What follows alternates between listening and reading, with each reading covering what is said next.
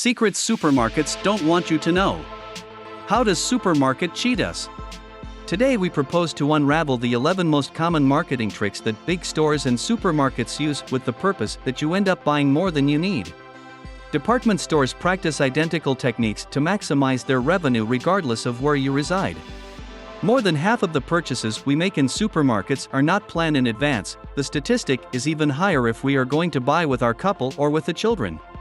The strategies used by supermarkets to increase their sales are almost as old as the exchange between consumer goods and money. But the discipline of marketing in the sector is always evolving, and new tools are generated to encourage consumers to be more predisposed to spend more. 1. The shopping cart is better if it's bigger. Right after parking in the supermarket parking lot, we find the shopping carts. But it would be convenient to start talking about cars, since their dimensions are getting bigger and bigger. This invention appeared in the 1930s and was quickly implemented, but the size of the cars has been increasing over the years. The motivation for this increase in dimensions is obvious. The bigger the car, the more it costs to fill it, and a large part of consumers are not satisfied if they do not fill the cart. 2.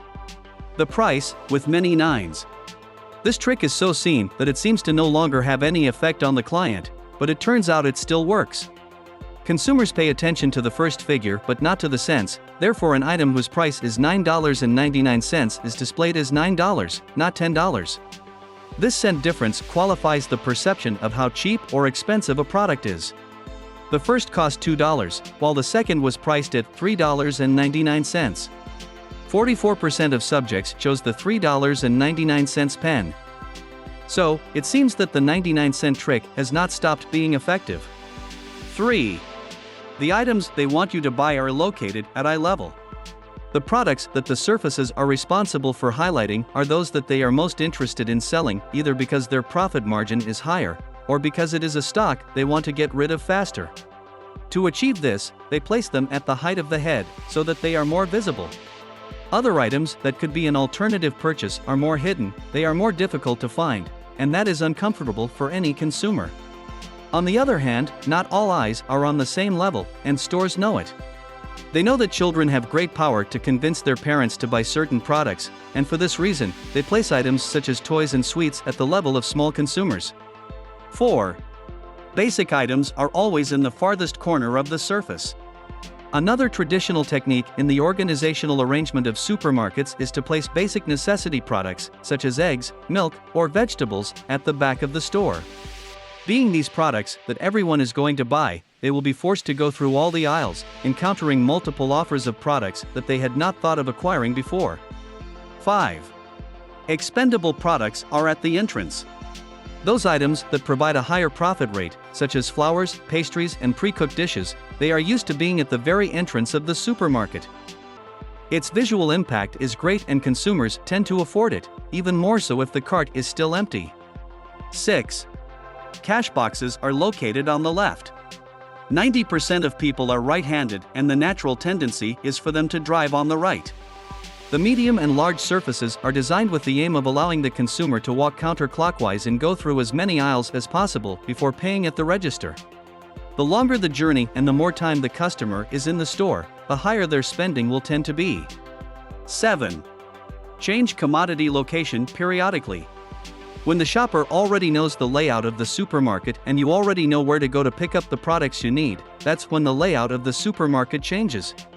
In this way, the supermarket ensures that the customer walks for a longer time through all the aisles, coming across items that you can decide to buy. 8. The figure of the friendly shop assistant. Although the friendliness of the clerk seems more from other times, and today a much colder and more professional behavior is styled consistently with the change in the nature of labor relations and consumer habits. The truth is that some more sophisticated surfaces, such as Apple stores, are brimming with employees with extensive knowledge. They do not charge commissions for sales and are responsible for answering all questions or customer problems without using invasive marketing techniques. This exclusive and friendly treatment is one more marketing strategy, especially in areas that sell high-priced items with a large profit margin. 9. Plastic bags and pollution. One of the main state supermarket chains announced years ago that they would start charging for plastic bags since it was a commitment of the company to care for the environment. It was a widely publicized campaign.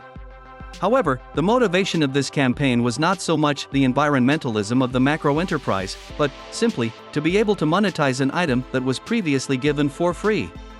They were also in charge of offering reusable bags with which to obtain extra income, with its logo stamped very large, thus achieving free publicity. A guaranteed win strategy. 10. Discounted products, distributed in a chaotic way. If you want to find truly discounted items, you are going to have to search and search. Supermarkets have turned clearance spaces into a mess of tossed and strewn items. The technical reason for this practice is that the consumer understands the search for these bargains is like a game, as if you were trying to dig up a treasure. If you are able to find an item that is not faulty or worn, you will feel the urge to buy it.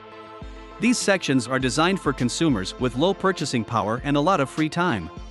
If, on the contrary, you have a good salary but little free time, you will be able to find all neatly arranged and much more expensive items on the main shelves. 11. The products in the boxes. After walking through the entire supermarket and bringing a cart full of items, there is still something left that they can try to sell. Chewing gum, candies, magazines, energy bars. These products are not of great value, but they are the ones that proportionally report the highest profit rate to the surface. In the world of consumer psychology, this type of article fulfills a function of icing on the cake. Some batteries that I will surely need. I fancy these chewing gums, these candies for when my nephews come home.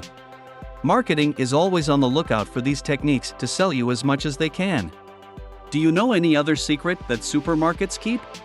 Please leave it in the comments, like the video if you liked it, share it with your friends and subscribe for more interesting videos.